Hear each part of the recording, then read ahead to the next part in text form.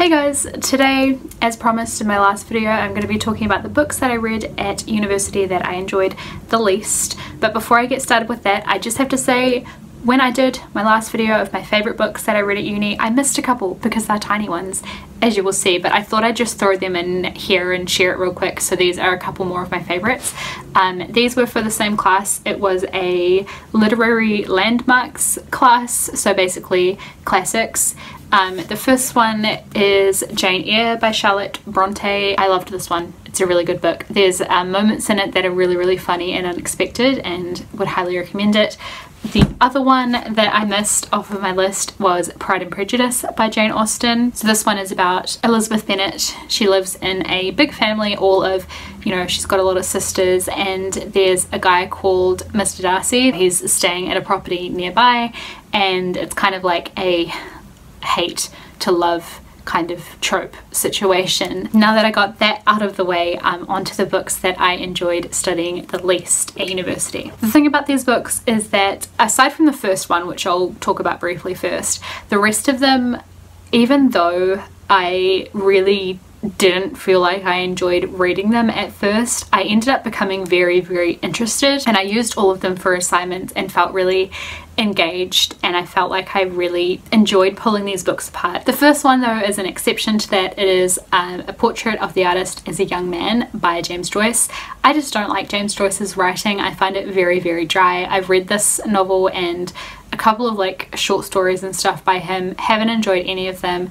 I didn't end up using this book for an assignment. It really annoyed me because they don't use speech marks when someone's talking. I just didn't like this book. The other books though, like I said, were books that I didn't enjoy, but I really enjoyed studying them. So the first one, you guys might remember me talking about this a long time ago. It was Pale Fire by Vladimir Nabokov. So this is the author that wrote Lolita. He is a Russian author, I believe, and this is a really interesting one because the whole book is a poem that is a story in itself, but the actual story, it comes from a commentary on the poem, so it's like loosely related to the lines, but then it goes off kind of on a tangent about the character that's writing the commentary. So you have the story of, you know, what the poet has actually written, and then you have the story that comes through in the commentary by the person who's commentating on it.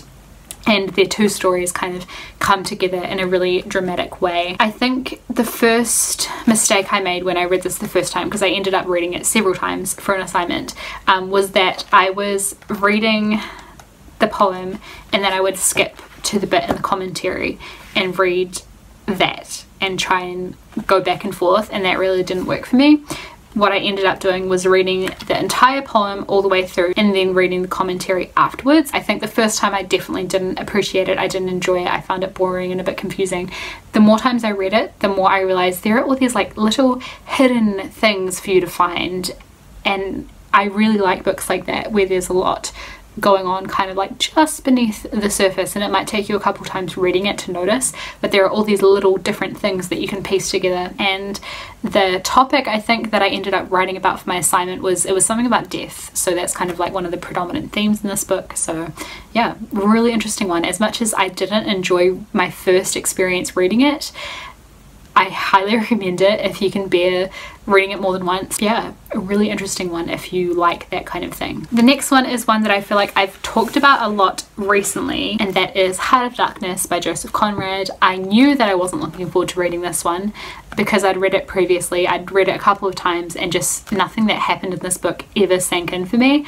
So I was considering just skipping it and not doing an assignment on it, but I thought I would give it another go, and someone mentioned a film that is like loosely based on this book, so I watched that, and that really helped me just get a grasp of like the arc of the story, I suppose, because essentially what happens is there's a guy from England. He goes on a boat through Africa, like down the, I think it's the Congo River, and they're trying to collect this guy that has essentially, he's been stationed in Africa and he's lost his mind, so they're trying to pick him up. I actually really enjoyed this book this time, which was really surprising to me.